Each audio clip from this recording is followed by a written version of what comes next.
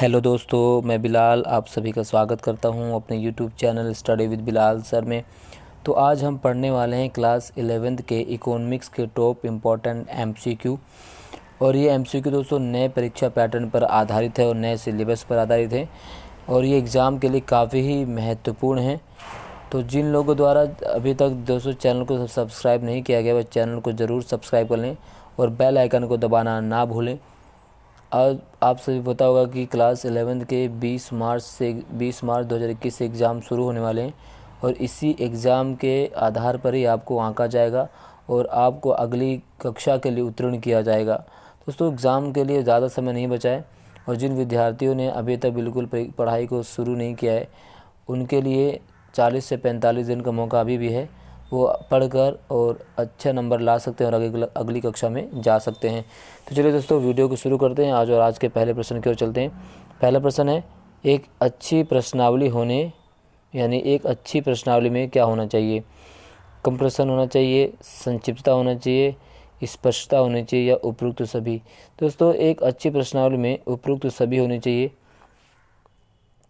अर्थशास्त्र किसका अध्ययन करता है? दूसरा प्रश्न क्या है दोस्तों, अर्थशास्त्र किसका अध्ययन करता है?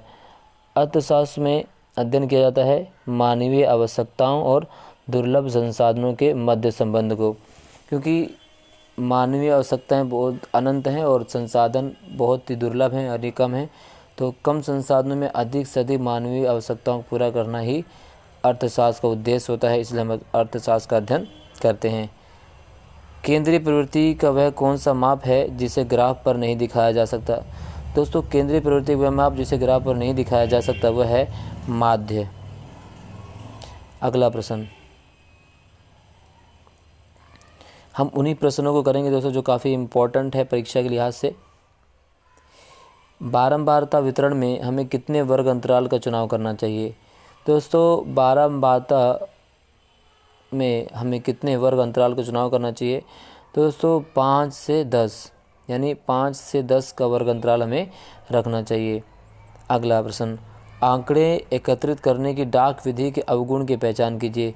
दोस्तों आंकड़े एकत्रित करने की डाक विधि का जो अवगुण है वह है दोस्तों उदासीनता, क्योंकि ये बहुत उदासीन होता है। उदासीन का मतलब यह है कि इस पर बिल्कुल भी सही तरीके से ध्यान नहीं दिया जाता, क्योंकि जिस व्यक्ति का आंकड़े एकत्रित करने हैं वो कहीं और बैठा होता है और जो आंकड़े एकत्रित कर रहा होता है वो कहीं और होता है, तो इसलिए इसे काफ़ी उदासीन माना जाता है। अगला प्रश्न, किस प्रकार के बाजार में सीमांत संप्राप्ति यानी आगम सदैव कीमत के बराबर होती है? दोस्तों पूर्ण प्रतियोगिता के बाजार में सीमांत संप्राप्ति सदैव कीमत के बराबर होती है, जो पूर्ण प्रतियोगिता बाजार होता है। यदि परिवर्तन की सीमांत दर डैश हो तो उत्पादन संभावना वक्र मूल बिंदु के उत्तल होगा। डैश में क्या आएगा दोस्तों खालिस्तान में? तो यदि परिवर्तन की सीमांत दर घटती है तो, बढ़ती है तो, या स्थिर रहती है या कोई भी नहीं। दोस्तों यदि परिवर्तन की सीमांत दर घटती हो तो उत्पादन संभावना वक्र मूल बिंदु को उत्तल होगा, तो घटती होनी चाहिए। इसका सही उत्तर है का। सांख्यिकी शब्द का प्रयोग किया जाता है। तो सांख्यिकी शब्द का प्रयोग किया जाता है एक वचन तथा बहुवचन दोनों में। बहुलक को किस ग्राफ द्वारा प्राप्त किया जा सकता है?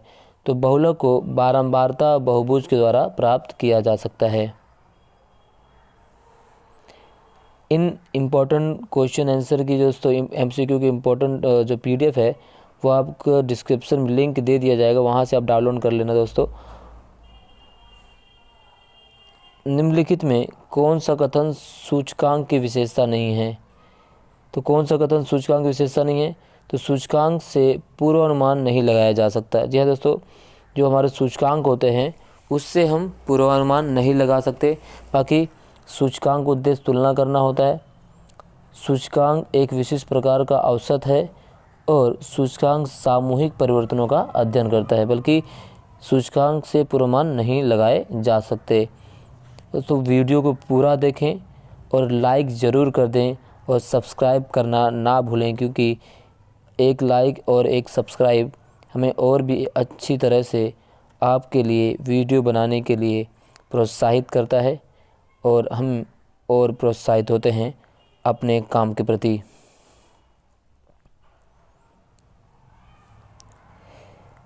बॉम्बे स्टॉक एक्सचेंज के टॉप 30 शेयरों के मूल्य में वृद्धि होने पर निम्नलिखित में से किसमें वृद्धि होगी? WPI में, CPI में, मुद्रास्फीति दर में या संवेदी सूचकांक में?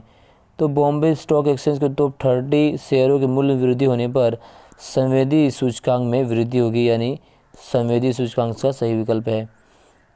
अगला प्रश्न, परिक्षेपण का वह कौन सा माप है जिसे ग्राफ पर अंकित किया जा सकता है?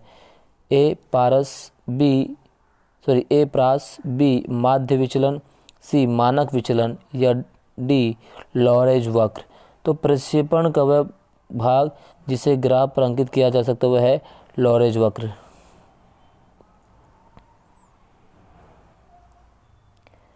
अगला प्रश्न दोस्तों, सांख्यिकी तथ्यों का अध्ययन करती है। तो सांख्यिकी दोस्तों केवल संख्यात्मक तथ्यों का अध्ययन करती है। जब सीमांत संप्राप्ति स्थिर होती है तो कुल संप्राप्ति बढ़ती है। जब सीमांत संप्राप्ति स्थिर होती है तो कुल संप्राप्ति बढ़ती है घटती दर से, बढ़ती दर से या स्थिर दर से या उपयुक्त में से कोई नहीं। तो जब सीमांत संप्राप्ति स्थिर होती है तो कुल संप्राप्ति बढ़ती है स्थिर दर से। अगला इम्पोर्टेंट प्रश्न है दोस्तों, उत्पादन संभावना वक्र का दाईं ओर खिसकना क्या दर्शाता है? तो उत्पादन संभावना वक्र दाईं ओर खिसकना दोस्तों संसाधनों का विकास दर्शाता है। मेरे प्रिय सहपाठियों, हम उन्हीं प्रश्नों को ले रहे हैं जो प्रश्न परीक्षा के लिहाज से मोस्ट इम्पॉर्टेंट है। आपको इन सभी प्रश्नों की PDF जो है डिस्क्रिप्शन में लिंक दे दी गई, वहाँ से आप जाकर डाउनलोड कर सकते हैं। तो दोस्तों आपको ये ना लगे कि हम कुछ प्रश्न छोड़ के कर रहे हैं, हम इसलिए उन्हीं प्रश्नों को ले रहे हैं जो प्रश्न मोस्ट इम्पोर्टेंट हैं और जिनका परीक्षा के लिहाज से आना काफ़ी ही उपयोगी लग रहा है, यानी ये इनके आने की संभावना काफ़ी ज़्यादा है। बाकी आप इन सभी प्रश्नों की जो PDF है वो उसका लिंक मैंने डिस्क्रिप्शन में दे दिया, वहाँ से आप जाकर सभी प्रश्नों को डाउनलोड कर सकते हैं और अच्छी तरह से समझ सकते हैं और पढ़ सकते हैं। राष्ट्रीय प्रतिशत सर्वेक्षण संस्थान NSSO की त्रैमासिक पत्रिका का नाम क्या है? तो राष्ट्रीय प्रतिशत सर्वेक्षण संस्थान NSSO की त्रैमासिक पत्रिका का नाम क्या है? वो है नाम दोस्तों है सर्वेक्षण। अगला प्रश्न, एक वचन के रूप में सांख्यिकी से आज से क्या है? तो एक वचन के रूप में सांख्यिकी आज से सांख्यिकी विज्ञान से है। किसे है? सांख्यिकी विज्ञान से।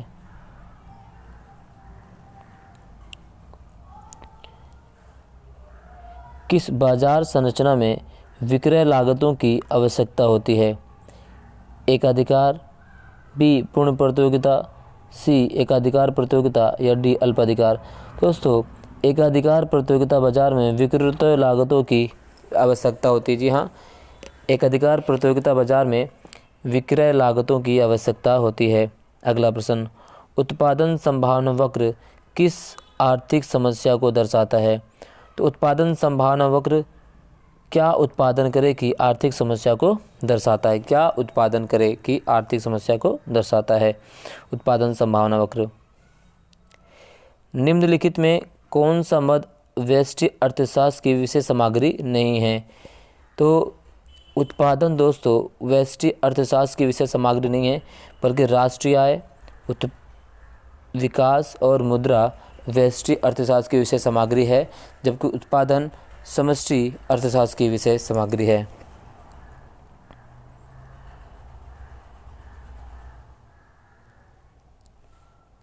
सेंसेक्स सूचकांक दर्शाता है? तो सेंसेक्स सूचकांक दर्शाता है बॉम्बे स्टॉक एक्सचेंज के शीर्ष 30 शेयरों की कीमत में परिवर्तन। जी हाँ, सेंसेक्स में जो सूचकांक होता है वो बॉम्बे स्टॉक एक्सचेंज के शीर्ष 30 सूचकांकों की कीमतों में परिवर्तन को दर्शाता है। भारत में औद्योगिक उत्पादन सूचकांक का आधार वर्ष क्या है? तो भारत में औद्योगिक उत्पादन सूचकांक का आधार वर्ष दोस्तों 1993 और 94 है।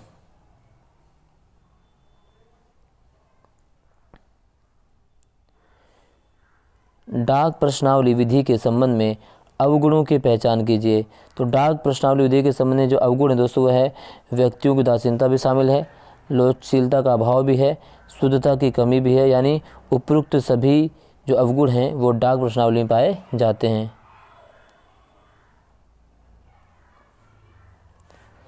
यदि सीमांत आगम वक्र x अक्ष के समानांतर है तो वस्तु की कीमत क्या होगी। तो यदि सीमांत आगम वक्र x अक्ष के समानांतर है तो वस्तु की कीमत दोस्तों क्या होगी, सीमांत आगम के बराबर।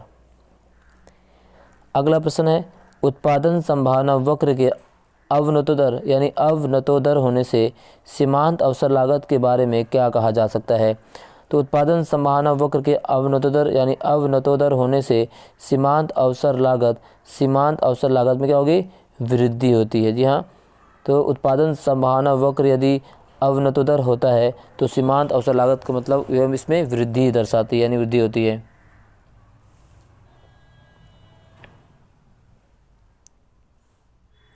एक अनादिमान वक्र का क्या आकार होता है। एक अनादिमान वक्र का आकार मूल बिंदु के उन्नतोदर होता है। ये दोस्तों क्या होता है, मूल बिंदु के उन्नतोदर होता है।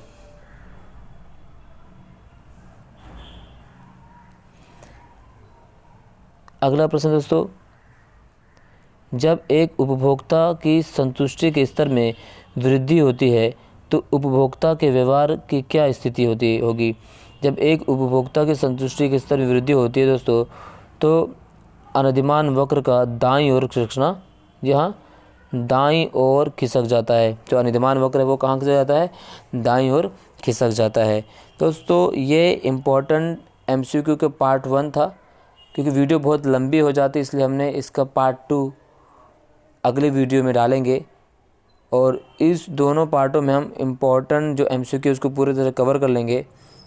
और यदि आपने यह वीडियो आपको ज़रा भी उपयोगी लगी हो दोस्तों तो शेयर कर दें, लाइक कर दें और सब्सक्राइब करना ना भूलें, और चैनल के बेल आइकन को ज़रूर दबा दें, क्योंकि हमारे चैनल के द्वारा इसी तरह की इम्पोर्टेंट वीडियो सभी सब्जेक्ट की, चाहे हिस्ट्री हो, पॉलिटिकल साइंस, इकोनॉमिक्स, सभी की important video class 9th 11th 10th 12th सभी की हम लगातार प्रयास से डाल रहे हैं।